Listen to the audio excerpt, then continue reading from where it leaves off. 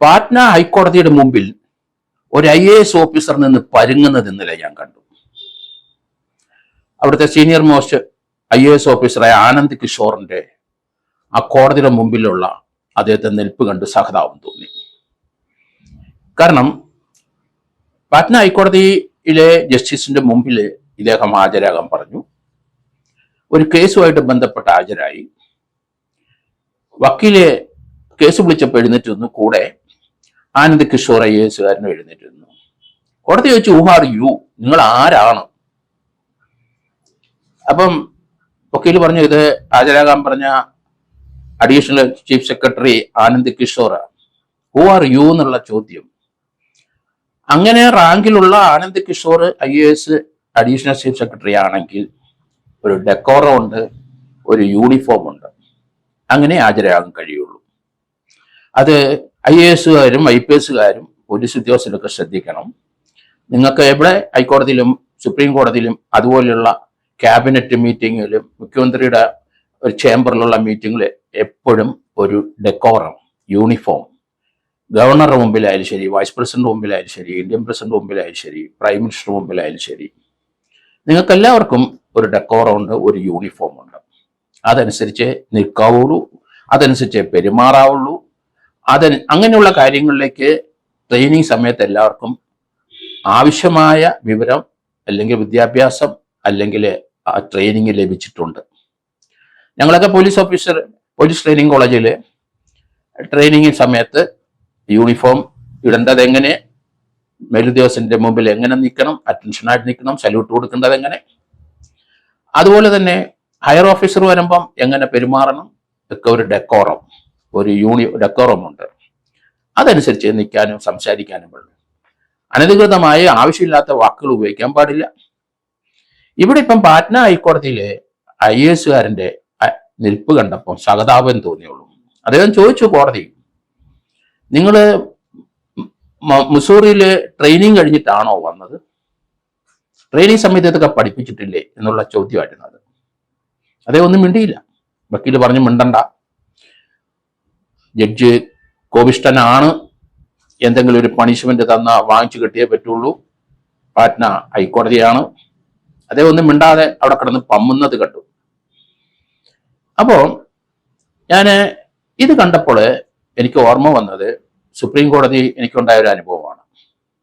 ഞാൻ crime branch special squad DYSP ആയിരിക്കുമ്പോൾ supreme കോടതിയിലെ 1-2 പ്രാവശ്യം പോകേണ്ടി വന്നു. എൻ്റെ ഒരു കേസിനെ സംബന്ധിച്ച് ചില തർക്കങ്ങൾ വന്നു. അത് EDക്കെതിരായിട്ടുള്ളൊരു കേസായിരുന്നു. ഇപ്പോൾ EDക്കെതിരായിട്ട് എറണാകുളത്ത് ചില കേസുകൾ നടക്കുന്നുണ്ട്. എൻ്റെ പീരീഡിലെ EDക്കെതിരായിട്ട് ഒരു കേസ് കേരളത്തിൽ എടുത്തിരുന്നു. അത് ഞാനായിരുന്നു അന്വേഷിച്ചത്. ആ സമയത്ത് അതിനെ സംബന്ധിക്കുന്ന ഒരു എൻക്വയറി വേണം, കേരള പോലീസിന്റെ നിലപാട് ശരിയല്ല എന്നുള്ള രീതി വന്നപ്പോൾ സുപ്രീം കോടതി ഒരു തേർഡ് പാർട്ടിയെ അതിനകത്ത് ഒരു വെരിഫിക്കേഷൻ അയച്ചു, CBI. CBI കേസ് അന്വേഷിച്ചിട്ട് എനിക്ക് അനുകൂലമായ ഒരു റിപ്പോർട്ട് തന്നെയാണ് കൊടുത്തിരിക്കുന്നത്. പക്ഷേ 3-4 പ്രാവശ്യം ഞാൻ സുപ്രീം കോടതിയിൽ ഹാജരാകേണ്ടി വന്നു. ഞാൻ അവിടുത്തെ ഗാലറിയിൽ ഇരിക്കുകയായിരുന്നു. അവിടുത്തെ കേരളത്തിന് വേണ്ടിയിട്ടുണ്ടായിരുന്ന ഗവൺമെന്റ് വക്കീല് അവിടെ പ്രസന്റ് ചെയ്തു. എനിക്ക് തോന്നുന്നു ഹൈക്കോടതി റിട്ടയർ ചെയ്ത ഒരു സ്വാമി ജഡ്ജിയായിട്ട് ഹൈക്കോടതി റിട്ടയർ ചെയ്ത ആളായിരുന്നു കേരളത്തിലെ വേണ്ടി അവിടെ ഹാജരായത്. അദ്ദേഹത്തിനെ ഞാൻ പല പ്രാവശ്യം കണ്ടു. എൻ്റെ അടുത്ത് പറഞ്ഞു, കോടതിയിലെ ഗാലറിയിൽ ഇരുന്നോളൂ, ആവശ്യം വന്നാൽ ഇറങ്ങി വേണ്ടി വരും. ഞാൻ അതുകൊണ്ട് എൻ്റെ ഡെക്കോറം കീപ്പപ്പ് ചെയ്ത് യൂണിഫോമിൽ തന്നെയാണ് ഇരുന്നത്. അങ്ങനെ എൻ്റെ ഇരിക്കുമ്പോൾ എൻ്റെ അടുത്ത് രാജസ്ഥാനിലെ ഒരു അഡീഷണൽ ചീഫ് സെക്രട്ടറി വന്നു. എന്നെ പരിചയപ്പെട്ടു. ഞങ്ങൾ തമ്മിൽ അടുത്തടുത്താണ് ഗാലറിയിൽ ഇരുന്നത്. ഞാൻ ചോദിച്ചപ്പോൾ അദ്ദേഹത്തിന് ഒരു കേസുണ്ട്, അതിനെ വന്നതാണ്. ഈ സമയത്ത് അദ്ദേഹത്തിന് കേസ് വിളിക്കുമ്പം ഞാൻ നിങ്ങൾ ശ്രദ്ധിച്ചുകൊണ്ടിരിക്കുക, എൻ്റെ കേസ് വിളിക്കുന്നുണ്ടോ, അദ്ദേഹത്തിനെ ശ്രദ്ധിച്ചുകൊണ്ടിരിക്കുമ്പോൾ അദ്ദേഹത്തിൻ്റെ കേസ് വിളിച്ചു. അപ്പം കോടതി ചോദിക്കുന്നു, where is the chief secretary? അപ്പൊ ഞാൻ ഇദ്ദേഹം സാറിനെ വിളിക്കുന്നുണ്ട്, താഴത്തെ അന്വേഷിക്കുന്നു. ഇദ്ദേഹം ഗാലറിയിൽ നിന്ന് ഇറങ്ങി ഓടി അദ്ദേഹത്തിന്റെ അറ്റോർണിയുടെ അടുത്ത് പോയി നിന്നു. കോടതി ഹാജരാകാൻ പറഞ്ഞ അവിടുത്തെ ചീഫ് സെക്രട്ടറിയോടാണ്. ആ ചീഫ് സെക്രട്ടറി വരാൻ കഴിഞ്ഞില്ല, വേറെ എന്തോ കാര്യം പറഞ്ഞിട്ട് അഡീഷണൽ ചീഫ് സെക്രട്ടറിയെ പറഞ്ഞു വിട്ടു. അത് തന്നെ ഒരിക്കലും ശരിയല്ല. രാജ്യത്തിന്റെ ഏറ്റവും ഉന്നത കോടതി ആര് വരാൻ പറഞ്ഞാൽ അയാൾ വന്നേ പറ്റുള്ളൂ. ഇവിടെ ഇയാൾ ഓടി അവിടെ ചെന്നപ്പോൾ അവിടെ ചോദിച്ചു നിങ്ങൾ ആരാണെന്ന് ചോദിച്ചു. കാരണം ഡെക്കോർ അനുസരിച്ച് അതേ യൂണിഫോം ഇട്ട് വേണം വരാൻ. സുപ്രീം കോടതിയിലാണ് രംഗം. വക്കീലിന് കാര്യം മനസ്സിലായി. ചിലപ്പം ഒരാഴ്ച തടവ് കൊടുക്കാം, അല്ലെങ്കിൽ ഒരാൾ കൺഫൈൻമെന്റ് ആകാം. ഇതെല്ലാം അദ്ദേഹത്തിന്റെ ജോലിയെ ബാധിക്കും, ഉദ്യോഗത്തെ ബാധിക്കും, IAS ബാധിക്കും. അദ്ദേഹം കാലുപിടിക്കുന്നു. ജഡ്ജിയോട് പറഞ്ഞു ഒരു 10 മിനിറ്റ് കഴിഞ്ഞ് വിളിക്കണം കേസ്, ഇദ്ദേഹത്തിന് യൂണിഫോം ഉണ്ട്, അത് ഇപ്പൊ ഇട്ടുകൊണ്ട് വരും എന്ന് പറഞ്ഞു. ഏതായാലും കാല് പിടിച്ച് എങ്ങനെയായാലും 10 മിനിറ്റ് കഴിഞ്ഞ് ആട്ടെ എന്ന് പറഞ്ഞാൽ കേസ് മാറ്റി വെച്ചു. ഇദ്ദേഹം ഓടി എൻ്റെ അടുത്ത് വരികയാണ്. എൻ്റെ കയ്യിലെങ്ങാനും യൂണിഫോം ഉണ്ടോ, സൂട്ടുണ്ടോ, ടൈ ഉണ്ടോ? ഞാൻ അദ്ദേഹത്തിൻ്റെ പറഞ്ഞു, സാറേ IAS പ്രത്യേക യൂണിഫോം ഉണ്ട്, വെള്ളയാണെന്ന് എൻ്റെ ഒരു സൂട്ടാണ്, സാറിന് അറിയാവോ എനിക്കറിയില്ല, ടൈ ഉണ്ട്, പ്രത്യേക ടൈ ആണ്, സൂട്ടിലേ വരാവുള്ളൂ, അതൊന്നും എൻ്റെ കൈവശമില്ല, എനിക്ക് യൂണിഫോമിലാണ് ഞാൻ ഇവിടെ ഇരിക്കുന്നത്, പക്ഷെ എൻ്റെ വേറെ സൂട്ടും കോട്ടും ഒക്കെ ഉണ്ട്, പക്ഷെ അത് സാറിന് പറ്റിയതല്ല. സാർ ഒരു കാര്യം ചെയ്യും, സാധാരണ നമ്മളൊക്കെ ചെയ്യുന്ന പോലെ സാറ് ഈ സുപ്രീം കോടതിയുടെ വെളിയിൽ ഇറങ്ങി പെട്ടെന്ന് ഓടിപ്പോയിട്ട് അതിൻ്റെ ഫ്രണ്ടിൽ വാടകയ്ക്ക് കൊടുക്കുന്നുണ്ട് സൂട്ട്. അവിടെ പോയി 10-300 രൂപ കൊടുത്താൽ അയൺ ചെയ്ത് ഒരു സൂട്ട് തരും ചീഫ് സെക്രട്ടറിക്ക് ഇടാൻ, വെള്ള സൂട്ടും ടൈയും. ഓടിപ്പോയി വാങ്ങിച്ചിട്ടുകൊണ്ട് വരാൻ പറഞ്ഞു. അദ്ദേഹം പോയി 1/2 മണിക്കൂർ കഴിഞ്ഞപ്പോൾ കോടതി വിളിച്ച സമയത്ത് ഇദ്ദേഹം സൂട്ടിട്ട് വന്നു.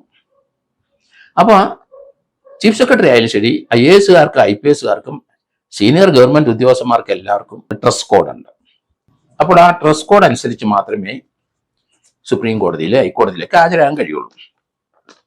അപ്പോൾ ഇവിടെ സംഭവിച്ചിരിക്കുന്നത്, രാജസ്ഥാനിൽ സംഭവിച്ചിരിക്കുന്നത് അത് തന്നെയാണ്.